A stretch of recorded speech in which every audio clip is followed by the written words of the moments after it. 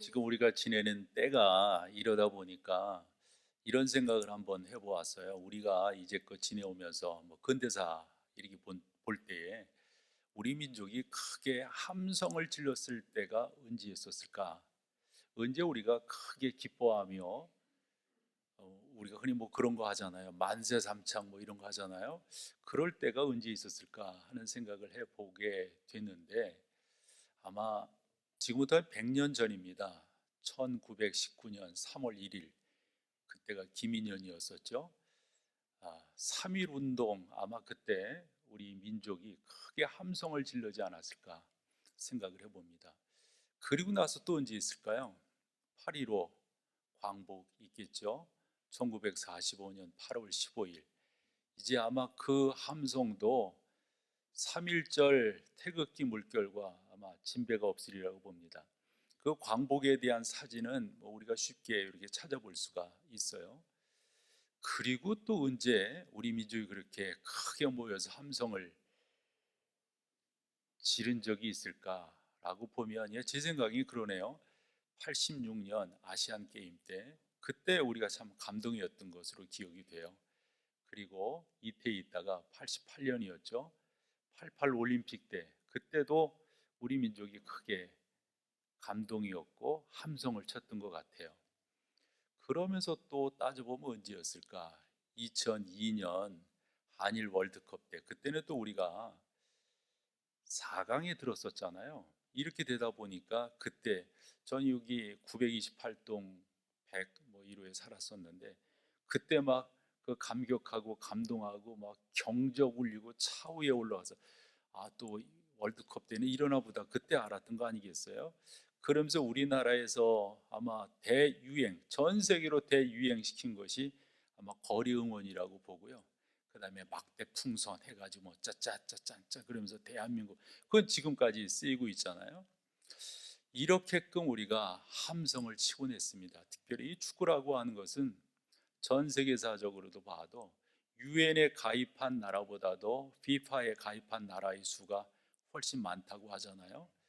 그리고 축구는 우리나라의 그 지금 이 축구 감독도 부임하면서 하는 말이 그거였어요. 저는 지금도 기억되는 게 우리가 한일전에 대한 국민적 의미를 잘 이해하고 있습니다. 그 사람은 포르투갈 사람인데도 그런 표현을 하는 것을 보게 되는데 이 축구라고 하는 게 그래서 함성들을 치고 막 했습니다. 이스라엘 같은 경우는 언제 함성이었을까? 성경적으로 봤을 때 아마 출애굽기였을 거라고 봅니다. 430년간 애굽에 포로되어져 있다가 해방을 맞이할 때 그 해방도 극적이었잖아요. 바로가 보내주지 아니하니까 10번의 재앙이 그들 가운데 내리는데 그 재앙은 이제까지 경험치 못했더랬어요. 그런 가운데서 해방을 입었고 그리고 오늘 본문에 보면 그 해방 입은 것으로 끝난 것이 아니라 11번째 재앙이라고 볼 수가 있어요. 그래서 홍해 바다를 그들이 육지처럼 건너게 되고 따라오는 애굽의 군대들이 중간 정도 왔을 때 모세가 다시금 지팡이를 내려칠 때 그 물이 맞닥뜨려져서 그 가운데서 사람들이 그래서 오늘 성경을 보니까 뭐라 돼 있어요? 마지막 두 번째 절에 이스라엘 백성들이 그 해변에서 그 시체를 보았었다 이렇게 표현을 하고 있습니다. 그렇게 되면 이들의 함성이 얼마나 컸을까? 우리가 지금 14장을 보고 있지만 15장에서는 모세가 중심이 되어 가지고 그 뭐 축하 행사라고 그럴까요? 엄청난 찬양이 올려지고 있습니다. 모세의 찬양 뒤에 미리암이라고 하는 여동생이 아마 그 뒤풀이라고 생각이 들어요. 소고를 치면서 또 한 번 찬양의 역사. 아마 이스라엘로 본다면 이 놀라운 찬양의 역사를 이뤄내고 있음을 보게 됩니다. 우리나라에 있어서도 함성이 있었다면 이 이스라엘에 있어서도 함성이 있었다고 볼 때 이 함성이 특별히 오늘 본문에서 나오는 이 함성이 우리에게 주는 교훈은 어떤 교훈일까? 이걸 여러분들과 좀 나눠보려고 하는데 이 함성은 철저하게 구원의 역사였습니다. 하나님이 우리를 구원해 주셨다고 하는 그 구원이 너무도 놀라웠던 거죠. 시간은 다르지만 역사의 상황은 다르지만 우리 가운데도 이와 같은 하나의 현상들이 있어야 되겠죠. 내가 예수 안에서 구원받았다고 하는 사실, 내 인생에 있어서 언제가 나에게 가장 큰 기쁨과 감격과 환호의 순간이었어요? 또 이셨습니까? 그때는 언제셨어요? 오늘 성경이 우리 가운데 주는 교훈으로 여러분들과 나눠본다면 우리의 구원의 현장이라고 볼 수가 있어요. 특별히 이스라엘 백성들이 구원받은 이 구원은 승리의 의미가 있습니다.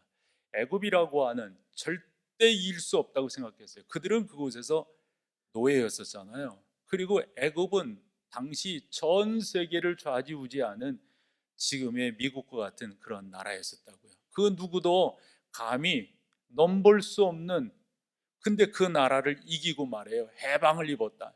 이건 보통 역사가 아니라고요. 그랬을 때 그들이 갖는 이 자유함이라고 하는 것은 이루 말할 수 없으리라고 생각해요. 당시 이스라엘 백성들이 가졌던 이 구원의 두 번째 의미는 승리의 의미가 있습니다. 애굽을 물리치고 애굽 나라를 망하게 하고 이스라엘이 구원을 받게 되는 이 구원이라고 하는 것은 다른 어느 나라가 그 주변에서 경험치 못했던 승리의 역사였습니다. 그리고 하나는 기적이었어요. 구원은 여러분 기적입니다. 우리가 악한 영의 세력에서 그 사슬에서 벗어나서 하나님의 자녀로서 온전케 되었다고 하는 것은 이건 기적이 아니고서는 가능치가 않아요. 예를 들어보면 우리가 무슨 공부해 가지고 한 게 아니잖아요. 땀 흘려서 무슨 저축해서 우리가 구원을 얻은 게 아니잖아요. 그래서 또 되는 것도 아니고 말이에요. 이 구원이라고 하는 것은 철저하게 하나님의 은혜이니까요. 전능하신 하나님께서 우리를 구원하셨고 전능하신 하나님께서 우리를 지금 이 자리에 있게 하셨으니까요. 이것이야말로 기적이 아니고 뭐겠습니까? 여러분들이 다 알다시피 이스라엘 백성들이 애굽에서 구원을 얻을 때 바로가 만만치 않았어요. 모세가 가서 말을 그 안 되잖아요. 그래서 기적이 동원되는 거거든요. 기적이 지금도 동원되는 경우들을 보면 하나님께서 하시는 말씀이 그들 가운데 받아들여지지 아니할 때 하나님의 기적의 역사가 일어나게 되어져 있죠. 특별히 모세를 통해서 바로에게 이 백성을 놓아줘라. 바로가 따지는 거예요. 어떻게 해서 이것이 너희 백성이냐 내 백성이지. 모세가 하는 말이 이 백성은 하나님의 백성이다. 이 백성은 하나님께 예배하게 되어져 있다. 그러니 바로가 말이죠, 놓아줄 리가 없지요. 그때 기적이 동원되는 거예요. 기적이 한두 번 가지고 안 돼요. 10번 그것이 동원됩니다. 우리가 지금 구원을 얻어서 이렇게 예배 자리에 있다고 하는 것은 여러분 이것은 놀라운 기적이었고요, 놀라운 역사였어요. 저는 지금도 오늘 이렇게 예배를 하면서 우리가 지금 이 자리에 있다고 하는 이것이 기적이 아니고 뭘까? 이 예배를 이렇게 할 수 있다고 하는 게 이제 설교 말미에 그런 내용을 담으려고 하는데 진짜 온전히 예배하고 싶어요. 그런데 무슨 바이러스 때문에 이렇게 예배를 못한다? 생각지도 못하고 상상지도 못했더랬죠. 그런데 이런 일을 우리가 맞이하고 있습니다. 저는 지난 주일도 예배할 때 혼자 찬송하니까 그렇게 답답하더라고요. 평소 때 우리 악기들이 다 동원되고 찬양팀이 동원되고 그래서 풍성하게 우리가 찬양하고 손들고 찬양하고 할렐루야를 찬양하고, 그때는 사실 그냥 그런가 보다 그렇게 하는 거 뭐 당연시 이렇게 여겼지. 근데 지난 주일 저 혼자만 마이크 들고 찬양하고 하니까 그것도 제대로 못하는 데다가 혼자 하고 여러분들은 뭐 마스크 썼으니까 뭐 입을 벌렸는지 안 벌렸는지 전혀 뭐 알기를 뭐 소리가 제대로 나면 답답하게 그지 없더라고요. 그래서 내가 오늘은 우리 목사님들께 좀 부탁을 드렸어요. 마이크 들고 좀 해달라고. 말인즉슨 예배를 풍성하게 드릴 수 없다고 하는 이 자체가, 반대로 우리가 여러분 이렇게 예배할 수 있다고 하는 자체가 얼마나 큰 기적인지 이루 말할 수가 없습니다. 하나님께서 광야에서 이스라엘 백성들을 도우시고 만나와 메추라기 불기둥과 구름기둥으로 인도하시고, 저는 특별히 반석을 통하여 물을 주셔서 이스라엘 백성들을 마시게 했다고 하는 사실이 이건 기적이에요. 기적이에요. 고린도전서 10장을 이렇게 보면 사도 바울이 그 사실을 제일 잘 정리했다고 봅니다. 고린도전서 10장 1절에서 4절을 보면 바울이 그렇게 표현을 해요. 그들을 따르는 반석이 있었다고. 그런데 그 반석이 누구냐? 4절에서 곧 그리스도 예수니라. 예수가 이스라엘을 살리는 반석이 되어서 그들을 따랐다는 거예요. 그것은 영적인 의미를 그 안에다가 함축시킨 것이 되겠죠. 이스라엘 백성들이 광야를 지나는 것, 그건 철저한 하나님의 은혜 아닙니까? 저는 이렇게 모세 오경을 보면서 특별히 두 군데 성경, 그것도 신명기서에 있는 말씀이 특별히 기억이 나서 여러분들과 좀 나눠보려고 하는데요. 여러분, 이거 기적 아닌가요? 먼저 볼 것이 8장 4절입니다. 같이 한번 읽어볼까요? 같이 읽어보시죠. 시작. 이 40년 동안에 내 의복이 헤어지지 아니하였고 내 발이 부릅뜨지. 여러분, 40년간 뭐 우리가 옷 잘 입고 뭐 지금이야 뭐 이렇게 우리가 일하고 그런 입장이 아니니까 뭐 10년 정도 입는 것은 자연스러운 것 같아요. 저도 뭐 양복 10년 된 게 꽤 있거든요. 그런 거 이렇게 입고 그러죠. 근데 10년. 근데 저 광야에서 여러분 그 당시에 옷이라고 하는 게 어떻게 옷이 헤어지지 않았을까요? 그리고 그 다음 내 발이 부릅뜨지 아니하였느니라. 이거 부릅튼다. 그래서 저는 처음에 저것이 우리가 뭐 군대에서 행군하고 그러다 보면 물집 잡히고 그러잖아요. 아마 그 광야에서 저렇게 걷다 보니까 신발도 뭐 변변하지 못했을 터이니 뭐 물집 잡히게 이게 아니더라고요, 저 말이. 그 버남 맥기 이제 매기 성경 강의를 하니까 버남 맥기가 제일 해석을 잘했는데 그분이 단어 연구를 해봤더니 저 부릅뜨지 않는다라는 말. 그래서 저는 다음번 번역 성경 때는 그렇게 번역을 해야 된다고 생각해요. 내 발이 붓지 아니하였다 이 말이에요. 발이 붓는다고 하는 건 건강 상태가 안 좋은 거라고 그러더라고요. 버남 맥기가 하는 말이 그런 표현이었어요. 대개 사람의 발이 부을 때 건강 상태 중 비타민 D가 부족하면 그렇게 된다는 거예요. 근데 그런 적이 없다는 거죠. 근데 요와 같은 내용을 좀 더 사실적으로 신명기 29장 5절이 설명하는데 요 5절을 한 번 더 읽어 보십시오. 시작. 주께서 40년 동안 너희를 광야에서 인도하게 하셨거니와 너희 몸의 옷이 낡아지지 아니하였고 너의 발의 신이. 여러분, 이거 기적 아닙니까? 우리가 성경을 보면 말이에요, 온통 기적이에요. 온통 기적이에요. 말인즉슨 우리의 구원의 역사가 기적이란 말이죠. 이스라엘 백성들이 광야를 지나 요단을 건넜을 때도 여러분 그런 함성이 있지 않았을까요? 여리고성을 점령할 때 마지막 7일째 되는 날 엄청난 함성이 있지 않았을까요? 구원은 곧 함성입니다. 구원은 곧 감격입니다. 우리 가운데 구원의 역사가 일어난다고 하는 것은 전능하신 하나님께서 우리 가운데 놀랍게 은혜를 베푸셨다고 하는 것에 대한 감사의 표현이에요. 그것이 우리의 예배를 통해서 주 앞에 귀하게 올려지게 되는 것이죠. 근데 이렇게끔도 생각을 해볼 수 있을 것 같아요. 이스라엘 백성들이 430여 년 동안 애굽에서 나중엔 종이 되어서 종살이를 하게 되는데, 이 종이라고 하는 자리는 여러분 흔히 그런 표현 여러분 들으셨을 거예요. 흔히 이 종이 가지고 있는 어떤 그 자세들, 정신들, 우리가 쉽게 표현하면 그런 표현들 하거든요.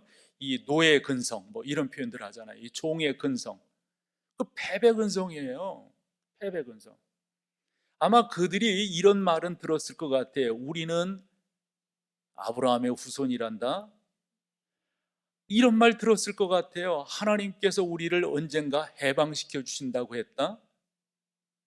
아브라함의 후손 언젠가 해방시켜, 그게 언젠데 뭐 이런 식의 이야기들을 했을 것 같아요. 조상 대대로부터 그런 이야기들이 구전되어서 듣기는 들었는데 그게 지금 나한테 뭔데, 아마 이랬을 것 같아요. 왜 이렇게 생각을 하냐면 출애굽기 2장을 이렇게 읽어가다 보면 그들이 힘들고 어려울 때 하나님께 구하는 것이 나오긴 나오는데요, 이런 식으로 이야기해요. 여러 해 후에 애굽 왕은 죽었고 이스라엘 자손은 고된 노동으로 말미암아 탄식하며 부르짖으니 그 고된 노동으로 말미암아 부르짖는 소리가 하나님께 상달된지라. 그러니까 이런 거 있잖아요.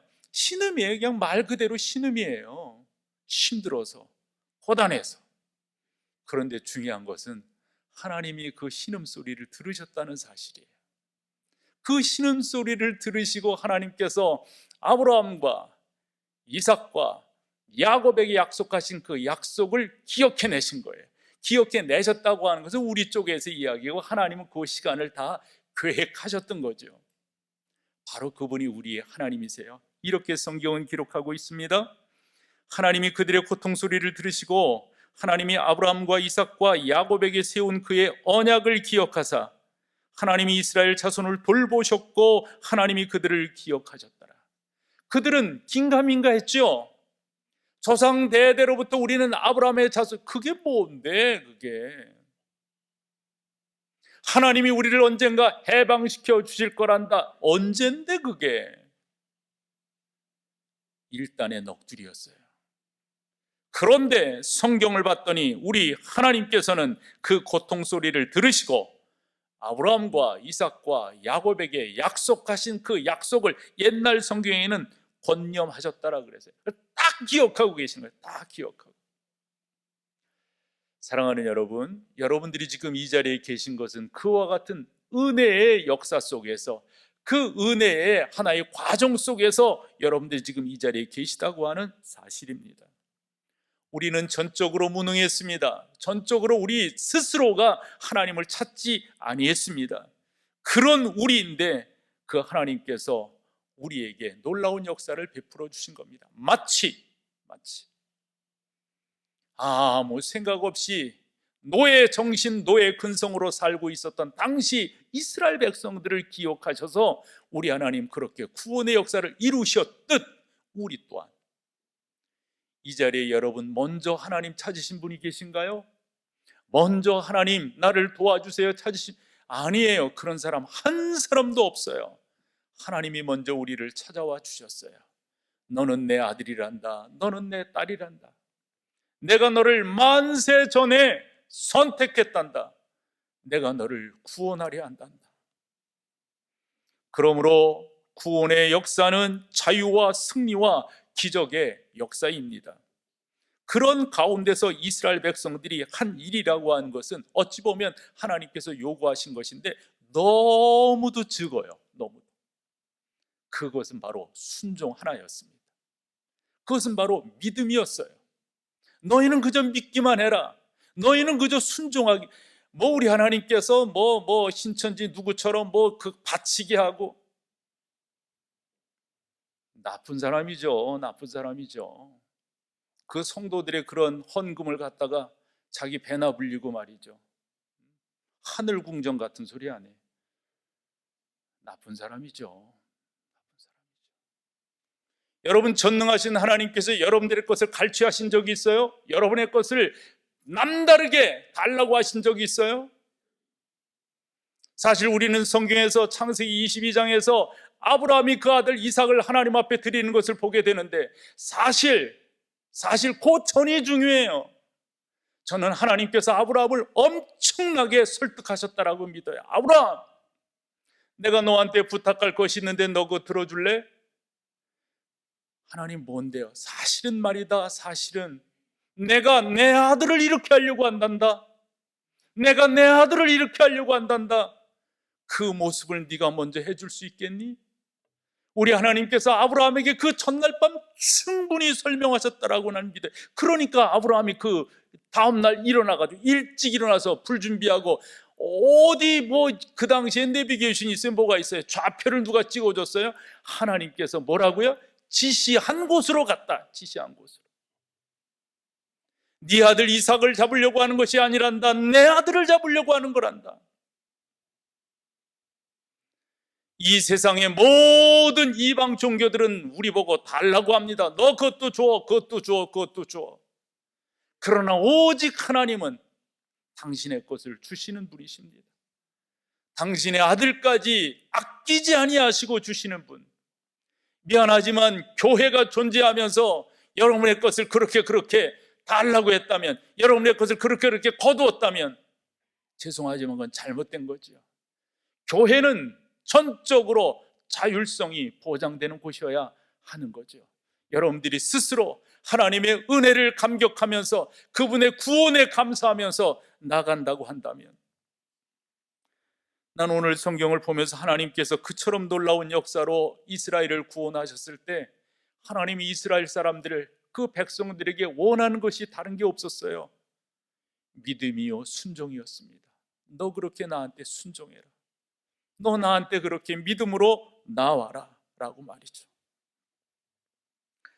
신학자 루 엘 하우라고 하는 사람이 인간의 필요와 하나님의 반응이라고 하는 책을 썼어요.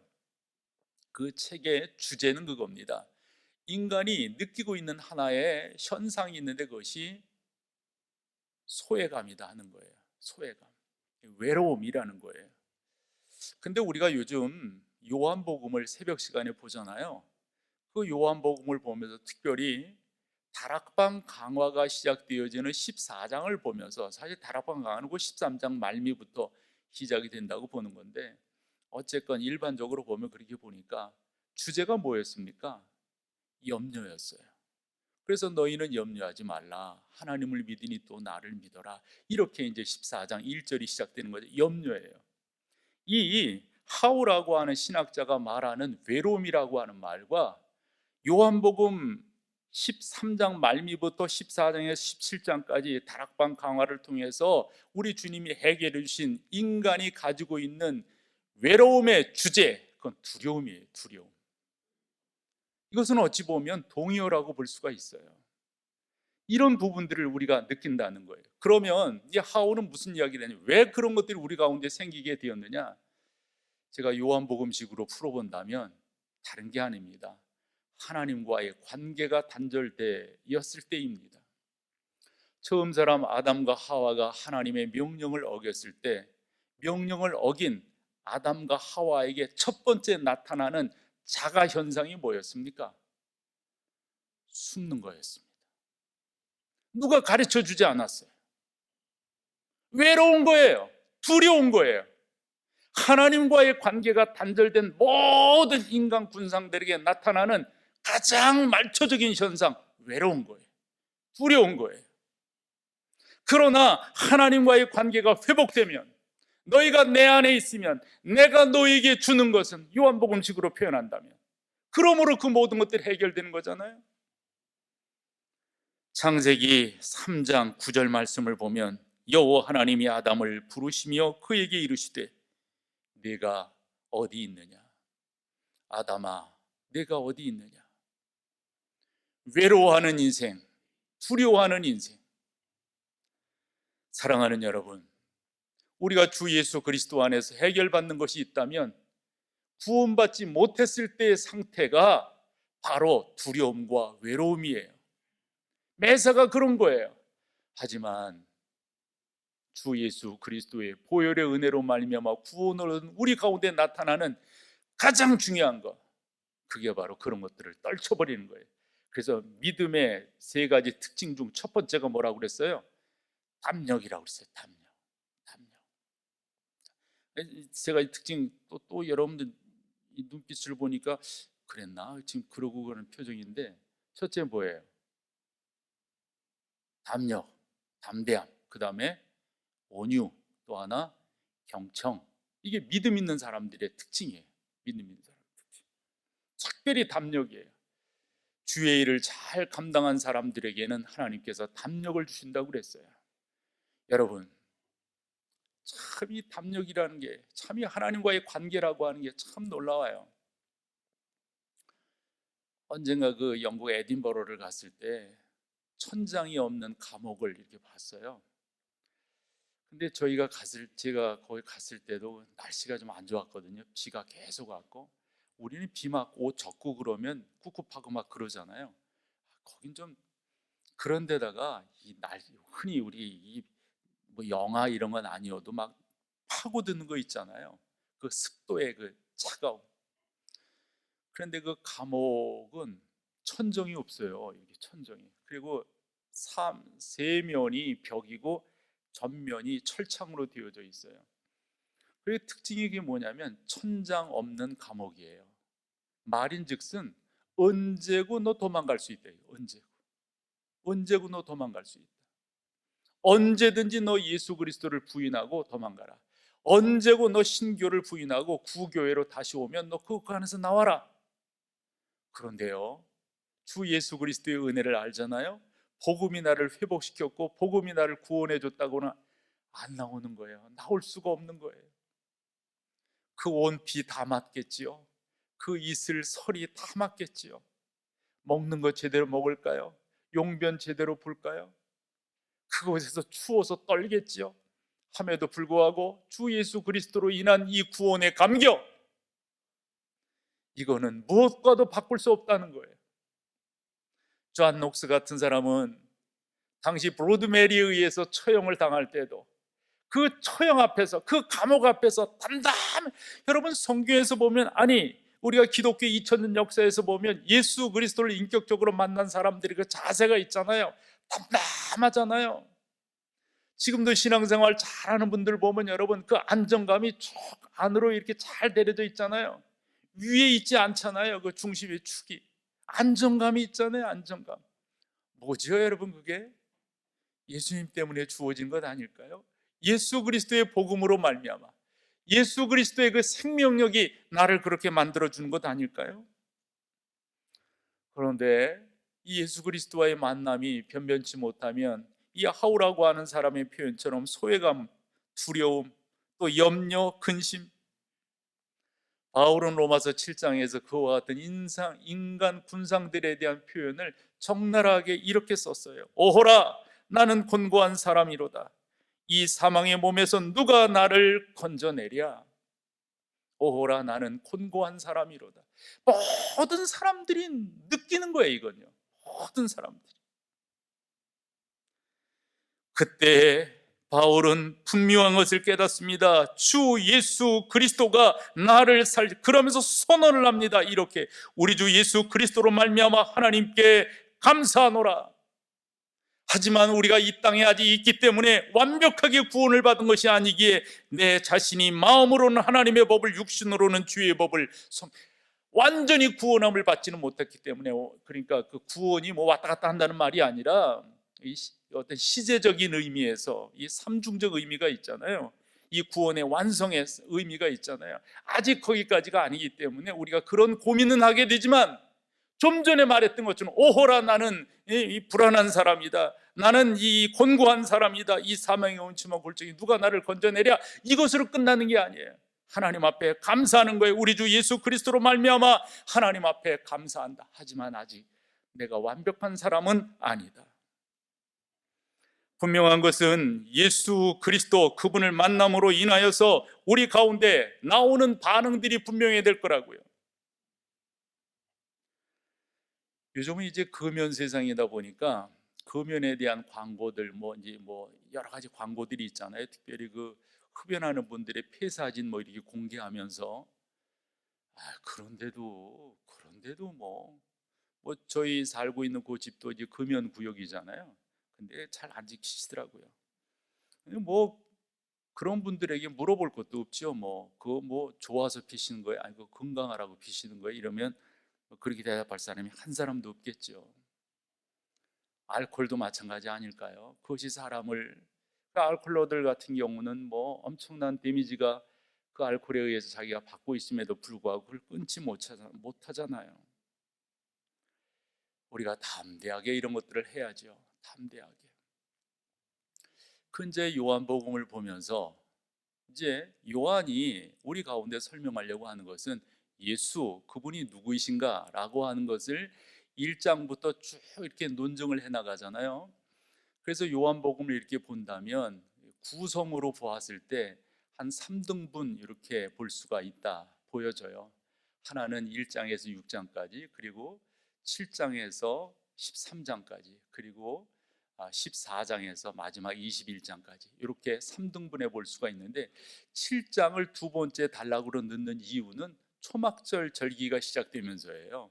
그래서 초막절 절기는 이 이스라엘 백성들이 광야에서 그 조상들이 살던 것을 기념하면서, 하나님이 우리 조상들이 이렇게 도와주셨듯이 지금도 우리를 이렇게 도와주세요, 이러면서 그 초막절 절기를 일주일간 지내는 거거든요. 그리고 마지막, 그래서 성경 요한복음도 보면 명절 끝날이라고 하는 표현을 썼어요. 마지막 일주일간 하면서 마지막 날 어떤 퍼포먼스가 있었냐면, 실로암 연못에서 사람들이 물을 떠다가 성전 주변에다가 붓는 거예요. 왜 부을까요? 하나님이 우리 선조들이 광야에서 그렇게 지낼 때, 이제 이 사람들이 초막을 치고 지내는 거잖아요. 일주일간 그렇게 지낼 때 하나님이 우리에게 이와 같은 풍요로움, 이런 공급을 해주셔서 목마르지 않게 해주셔서 우리 선조들이 이렇게 도우셨다. 지금 우리에게도 이런 은혜를 주세요. 이러면서 그 퍼포먼스를 행하는 거예요. 요한이 왜 그것을 거기다 소개하고 있을까요? 바로 그와 같은 실제가 예수님이시다라고 하는 것을 소개하려고 그 초막절 행사를 소개하는 거예요. 그런 상황을 보시던 우리 주님께서 너무도 안타까우신 거예요. 내가 물인데, 내가 생수인데. 그래서 요한복음 4장에서 수가성 여인에게 그리 말하잖아요. 내가 주는 물은 뭐라고요? 너희 계속 여기서 물 떠가면 계속 목마르게 되지만 내가 주는 물을 마시면 뭐라고요?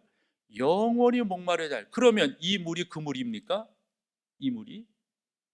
그래서 이 물은 예수님, 당신을 말씀하는 거고요. 이 물은 다시금 표현한다면 당신을 기억하고 당신이 생각나게 할 성령의 역사를 지금 상징하고 있는 거예요. 그런데 중요한 것은 당시 이스라엘 백성들이 그런 퍼포먼스를 행하면서 본체이신, 실체이신 그분이 오셨음에도 불구하고 믿기는커녕 이게 우리의 모습이에요. 이게. 그때 예수님이 그렇게 행동하는 사람들을 바라보시면서 너무도 안타까우신 나머지 외치신 음성이 있어요. 그게 요한복음 7장 37절 38절인데 이건 같이 한번 읽어봐봐요. 두 절이니까 먼저 37절 시작. 명절 끝날 곧 큰 날에 예수께서 서서 외쳐 이르시되 뭐라고요? 누구든지 목마르거든 내게로 와서 마셔라. 그 물이 뭔데요? 나를 믿는 자는 성경의 이름과 같이 그 배에서 생수의 강이 흘러나오리라.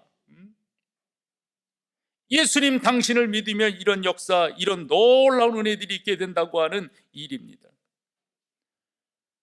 예수 그리스도를 떠나면 외로워할 수밖에 없어요. 예수 그리스도를 믿지 아니하면 염려와 근심과 걱정에 사로잡힐 수밖에 없습니다. 그러나 우리가 그분 앞에 옳게 반응하면, 옳게 그 주님 그분 바라보고 나아가면 이 모든 것들은 다 해결되는 줄로 믿습니다.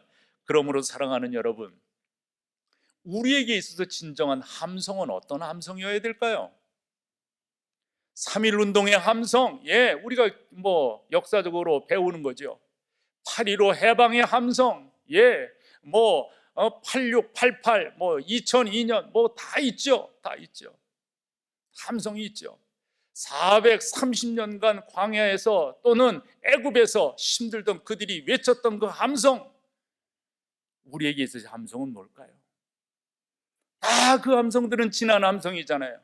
우리에게 함성은 어떤 함성이어야 될까요? 저는 오늘 이 사실을 여러분과 좀 나누고 싶어요. 야고보도 그렇고 베드로도 그렇고 이런 표현을 냈어요. 하나님께서는 교만한 자를 물리치시고 겸손한 자에게 은혜를 주신다고 그랬어요. 우리가 다 겸손하게 그분 받아들여야 되겠습니다. 다 겸손하게 그 하나님을 섬겨야 되겠습니다. 그래서 오늘 우리가 읽은 본문의 결론입니다. 마지막 31절. 그 31절에 보면 우리를 이렇게 교훈하고 있어요. 이렇게 우리가 나아가면 되는 거예요. 같이 한번 읽어보죠. 시작. 이스라엘이 여호와께서 애굽 사람들에게 행하신 그 큰 능력을 보았으므로 백성이 여호와를 어찌하고요? 경외하며, 그리고요 여호와와 그의 종 모세를, 먼저 여러분들이 하셔야 될 것이 뭐냐? 여호와 하나님을 경외하는 거예요. 이게 우리의 본분이에요. 이게 우리가 외쳐야 될 함성이에요. 이게 하나님의 능력을 경험한 사람들의 반응이어야 합니다. 여호와 하나님을 경외하는 거예요. 우리는 여호와 하나님을 경외합니다. 우리는 여호와 하나님을 영화롭게 하기를 소망합니다. 우리는 이 땅에 존재하면서 그 하나님이 나의 하나님이라고 하는 사실을 마음껏 찬양하고 마음껏 섬기기를 우리는 소망하고 있습니다. 그것을 위해서 우리는 존재합니다. 요거까지는 이해가 돼요. 다시금 그 마지막 절 31절 한 번 더 보여주면 여호와를 경외하며 요거까지 이해가 돼요. 근데 거기 하나를 더 붙이세요. 뭐라고요? 여호와와 그의 종 모세를 믿는 거예요. 그러면 모세를 믿는다. 이게 뭔 말이에요? 모세를 믿는다. 이게 하나님께서 당시 이스라엘 백성들에게 중요하게 교훈한 내용이잖아요. 모세를 믿었다. 그래서 이걸 이렇게 해석을 하는 것이 좋다고 봐요. 인간 모세를 믿었다라는 것보다도 모세를 통해서 역사되어지는 것. 우리가 이제 성경을 이렇게 읽어보면 하나님께서 출애굽기 3장에서 모세를 부르시잖아요. 그리고 모세에게 너 가라 그래요. 그때 모세가 뭐라고 말해요? 머뭇거린다고요. 그리고 또 핑계 댄다고요. 그 핑계가 사실 구차예요. 뭐였죠? 나는 입이 둔한 자다. 하나님께서 그리면 야 입을 누가 지었냐? 그때 모세가 또 핑계 댑니다. 나 말고 내 형을 보내주세요. 내 형이 더 잘났어요. 사실은 이게 구차한 변명이에요. 그러면 이렇게 역으로 생각을 해볼 수가 있어요. 모세가 왜 그렇게 말할 수밖에 없었는가? 또 요 본문으로 본다면 여호와를 경외하라. 그리고 여호와 즉 그와 함께하는 모세를 믿었더라. 그게 뭔가 이렇게 우리가 추론해 보면 좋으리라고 봐요. 모세는 120년을 이렇게 보았을 때 40년, 40년, 40년 이렇게 잘라서 보는 거 여러분 아시죠? 앞선 40년은 모세가 어디 있었습니까? 바로 궁궐에서 왕자로서 자랐습니다. 당시 이스라엘 백성들이 다 힘들고 어려울 때 모세는 그곳에서 자랐어요. 그러던 어느 날 저는 모세가 나름대로 각성이 있었다고 보지만 그 각성을 지금 말하는 쪽에서 의미를 한다면 정치적 눈을 떴다라고 봐요. 자기랑 이 정치적 경쟁하던 사람, 우리가 흔히 말하는 투투모세거든요. 경쟁하던 사람이 있었는데 이게 안 되는 거라요, 안 되는. 항상 정치하는 사람들은 배우가 있어야 되잖아요. 응원군이 있어야 되잖아요. 자기를 지원하는 사람이 있어야 되잖아요. 뭐니 뭐니 해도 우리가 남이가 그러는 거죠. 자기는 지금 어찌 보면은 그 공주에 의해서 자라났지만 자기는 출신도 그렇고 다 그렇고 이 불안해. 알고 봤더니 자기가 누구라는 거예요? 예, 히브리 사람이라는 거예요. 그러면 누구가 자기의 배경이 되면 좋을까요? 그래서 찾아간 거예요. 그래 찾아가서 봤는데 이 애국 군대가 뭐 이런다면 그래서 자기가 또 신분도 있고 하니까 왜 그러냐 그러다가 시비가 붙어서 해가지고 그가 죽었단 말이에요. 그걸 모래에 감췄어요. 그 이튿날 나가봤더니 또 사람들이 막 그래서 모세가 하는 말이 왜 같은 민족끼리 싸우냐고 여체쟁이 그때 이 사람들이 화를 내요. 네가 언제부터 우리의 지도자냐 이거지. 너 이제껏 저기에서 잘 먹고 잘 살다가 갑자기 여기 나타나가지고 우리 편이 된 것처럼 이러는데 네가 누구냐? 이럴 때 아마도 누가 일러 바치지 않았나 싶어요. 일러 바치. 그래서 이 바로의 군대가 모세를 잡으러 오니 모세가 있을 수가 없어서 어디로 도망가는 겁니까? 미디안 광야로 도망갑니다.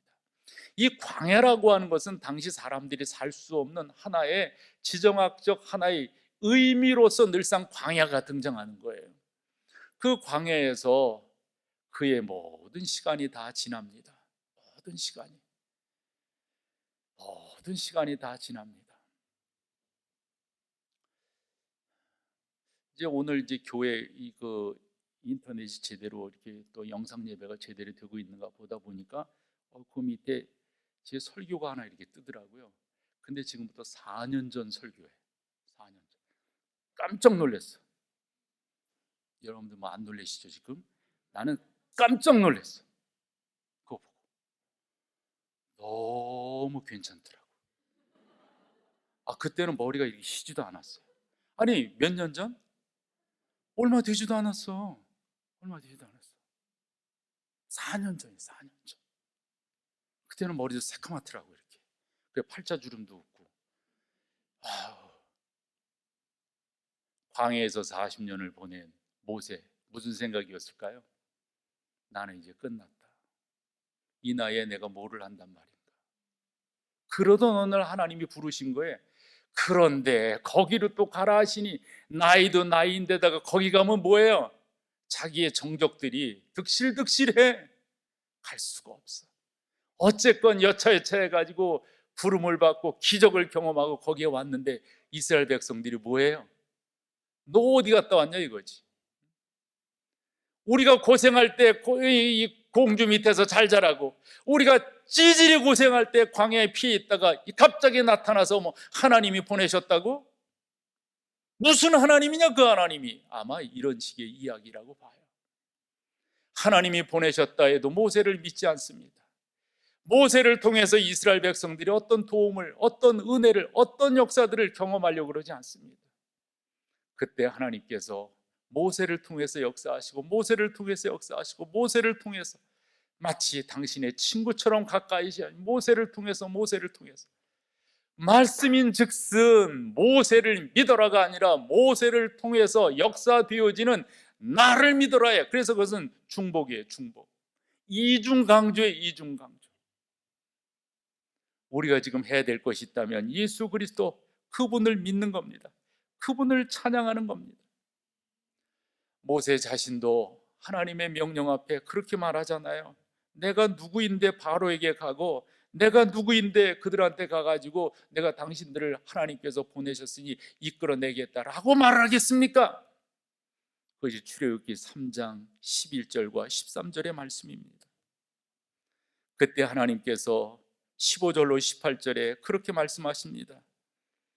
가라, 그들이 내 말을 들을 것이다. 가라, 그들이 내 말을 들을 것이다.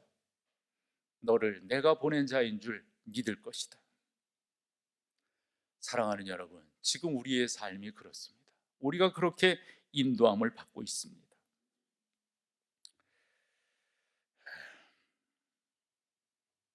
저는 지금과 같은 이런 상황 속에서 오늘 설교의 제목을 그렇게 잡은 거잖아요. 하나님의 능력을 경험한 사람들의 반응.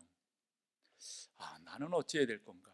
당시 이스라엘 사람들은, 모세는, 당시 구원받은 사람들은 그런 상황 속에서 그렇게 행동하고 그렇게 표현했는데, 나는 어떻게, 또한 우리는, 우리 목동제일교회는 하나님의 능력을 경험했다면 우리는 어떻게 나아가야 될 건가? 요즘 사람들이 열광하는 그 열광을 보면 아마도 스포츠에 열광하겠죠. 영화나 노래에 열광하겠죠. 아마 사람들이 또 정치도 요즘 엄청난 관심들이 있으니까 그런 것에 나름대로 관심들을 갖고 이렇게 하겠죠. 사람들이 요즘 열광하는 게 또 뭐가 있을까요?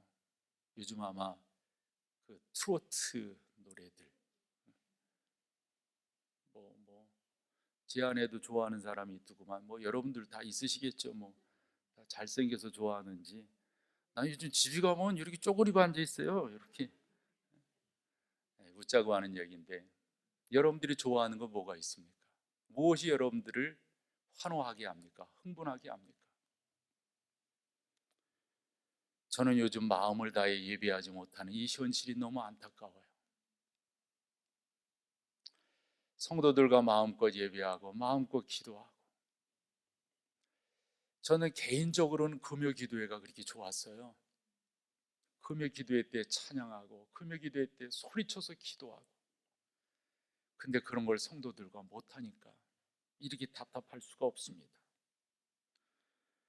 송충이는 술잎을 먹어야 산다고 하는데, 우리는 예배를 드려야 사는데 예배를 마음껏 못하고, 또 예배 드리는 것에 대해서도 사람들의 생각이 사분오열되어 있으니까 또 이런 데서 어떻게 주장하기도 뭐하고, 주장 한들 또 먹히지도 않고.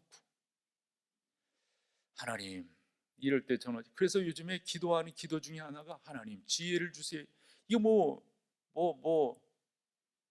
전혀 경험하지 못한 세상을 우리가 경험하고 있으니까, 그래 대통령 여러분들이 다음에 되시거들랑 공약을 잘 하셔야 돼. 전혀 경험하지 못한 세상을 경험하니까 어쨌건 너무너무 답답한 것 중에 하나는 예배하지 못하는 거예요. 예배하지 못하는. 예수는 나의 힘이요 내 생명 되시니 구주 예수 떠나 살면 죄 중에 빠지리 눈물이 앞을 가리고 내 맘에 근심 쌓일 때 누가요? 위로하고 힘주시리 주 예수. 이분을 찬양하고 이분을 섬기고 이분께 마음껏 기도하고 싶고 마음 같아서는 마스크 벗고 하십시다 이렇게 하고 싶은데 또 그러면 안 되고 어쨌건 여러분 질문으로 설교를 마칠게요. 하나님의 능력을 경험한 여러분들의 반응은 어떠해야 될까요?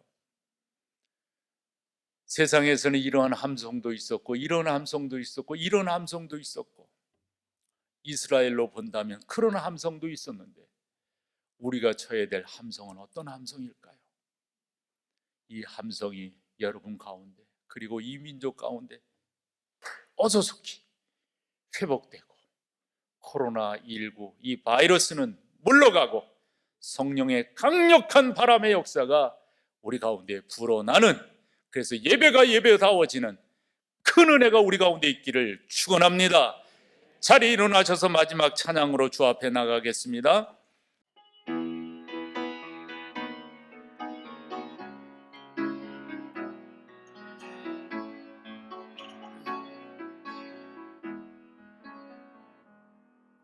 주 선한 능력으로 안으시네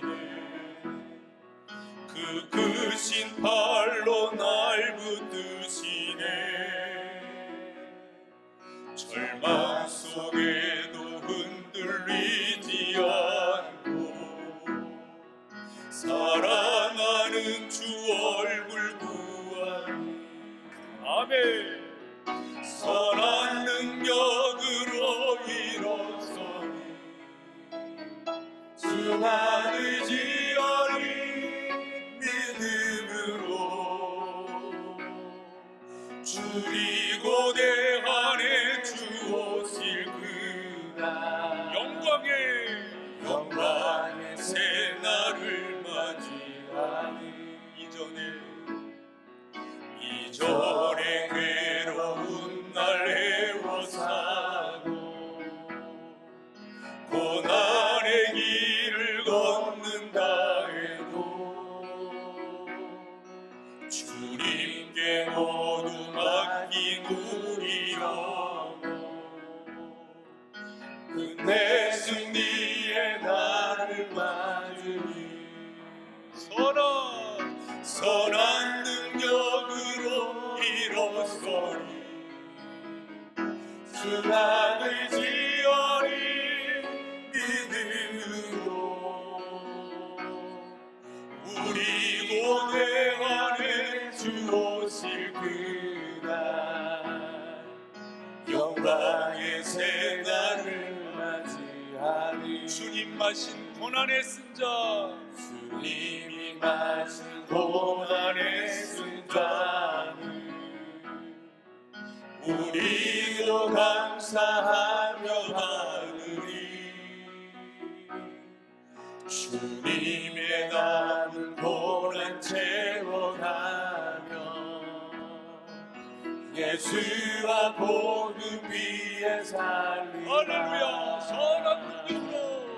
선한 능력으로 일어서리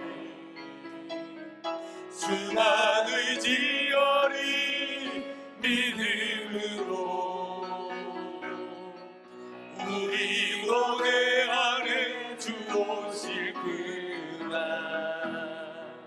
승리의 새날 우리 한 번 더 합니다. 선한 능력으로 일어서리 선한 능력으로 일어서리 주만 의지하리